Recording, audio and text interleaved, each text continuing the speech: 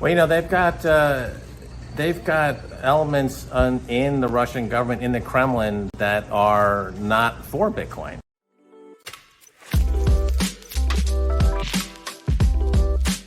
Welcome to Dream Richer. We've all seen the drastic effects of war, with Russia supposedly going after Ukraine in an invasion-style attack. But with the sanctions placed on Russia that will soon be enforced even more, what's the only way they can survive? According to Max Keiser, the answer is simple: Bitcoin. Sanctions are penalties imposed by one country on another to stop it acting aggressively or breaking international law. They are among the toughest actions nations can take, short of going to war. The purpose of these sanctions is to ultimately avoid war by putting pressure on the country in other ways. The latest sanctions USA has imposed on Russia include economic measures to ban new investment in Russia. Severe sanctions on two Russian financial institutions, Alfa Bank and Sber Bank. Sanctions on critical major state-owned enterprises. Sanctions on Russian government officials and their family members, including President Putin's adult children and relatives of Foreign Minister Sergei Lavrov. Meanwhile, the UK has imposed sanctions on Russia's largest bank, Sber Bank, and committed to ending all imports of Russian coal and oil by the end of 2022. Because of these sanctions, Russia will find it very hard to carry out business in fiat currency. According to a recent research by BBC News, Russia is now planning to start accepting Bitcoin for oil and gas. Could this be a factor that boosts Bitcoin adoption, hence increasing the price of one's Bitcoin? Today, Max Keiser explains what he sees coming from Russia and Bitcoin. If you find the video helpful, then don't forget to subscribe. Let's get right into it. Fiat money is collapsing all over the world. So as it collapses, it changes the way the world operates. We go to a hyper-Bitcoinization on a global basis, which would include all commodities, which includes the number one traded commodity in the world, and that would be oil. Yes, Bitcoin is, as I say, you don't change Bitcoin, Bitcoin changes you. So as world leaders' minds are transformed by the protocol, there is tectonic shifts in how power is wielded. And as we see in El Salvador, they understand that Bitcoin is the future, and as a result, the people are happy here and free, unlike, let's say, in Canada, where they're essentially now in a gulag. Yeah, I think Russia's praying that the U.S. takes them off SWIFT so they can legitimately go on a Bitcoin standard. I think they're already going to start to demand payment in Bitcoin for gas. So I think their goal, they've got 9% of the world's gold. To get 9% of the world's Bitcoin, they'd need to accumulate about 1.8 million Bitcoin. I think that's their goal. Russia is, President Putin, I would say, is the only true statesman in the world. He seems to be the only guy, he's the only adult in the room.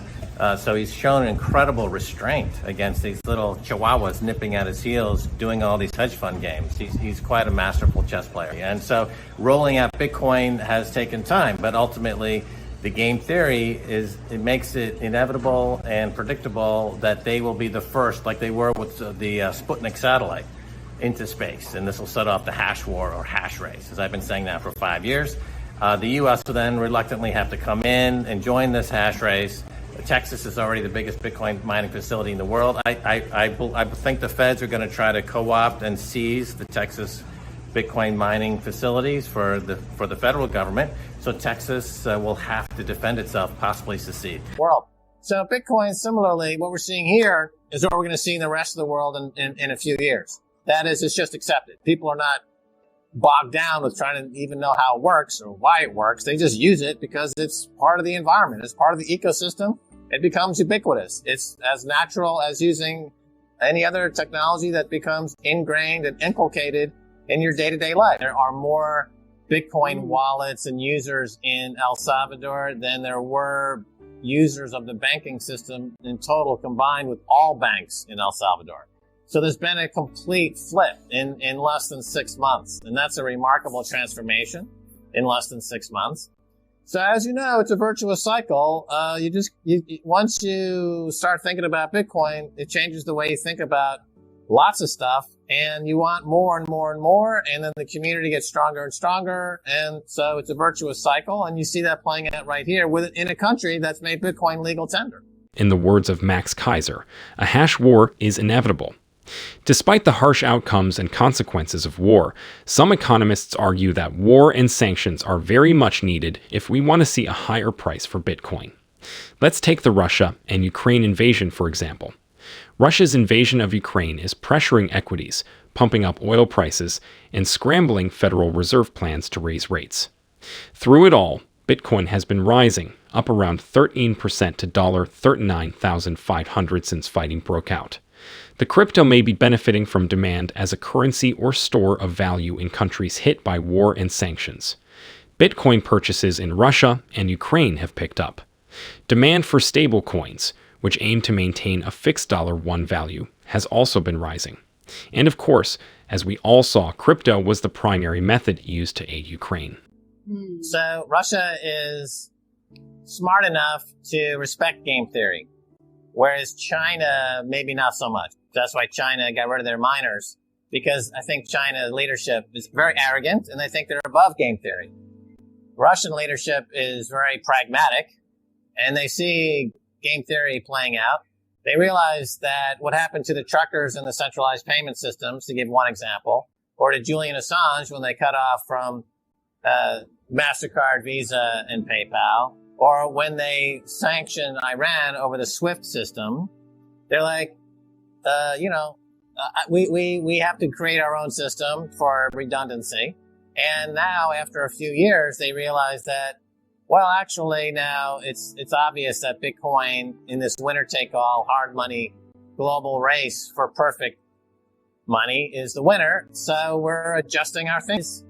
And also the comment about the early adopters benefit and the later adopters are not necessarily benefiting. I think that deserves some comments, because ultimately Bitcoin demonetizes war and monetizes peace. So we're all equally benefiting if we have global Bitcoinization by a world that love and peace have been monetized. And the actual orientation toward money, scarcity, hoarding, wealth is fundamentally changed. And I think that's going to be a big bonus for our whole species, to be frank. Now, if you look at which countries are in line to adopt Bitcoin, you have Central America and Africa are the two most active parts of the world.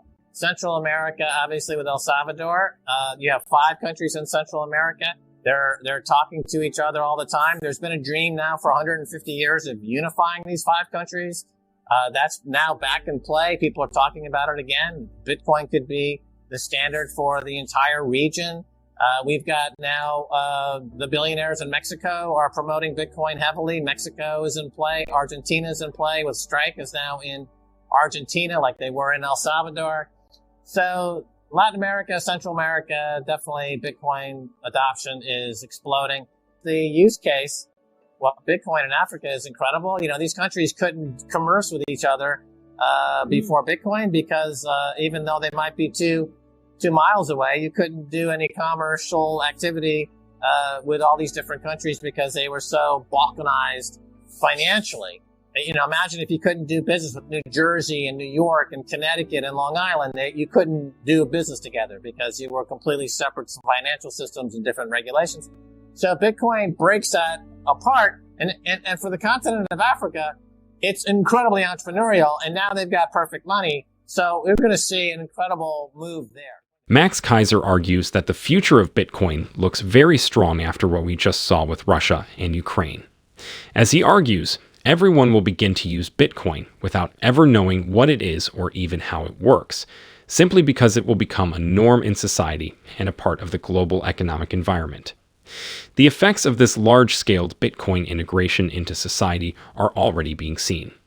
Bitcoin had approximately the same number of users as the Internet in 1997. What is different, however, is that Bitcoin's adoption rate is much higher as compared to the Internet. It is projected that in the next 4 years, Bitcoin will have around 1 billion users. Surprisingly, USA is not the highest-ranking country in terms of crypto users. Instead, there are other countries that take the spotlight, for example Nigeria, Vietnam, and Philippines. Do you believe Russia could soon hold the largest number of Bitcoin users? Do you support Max Keiser's opinion? To learn more about the latest crypto news, watch these videos here.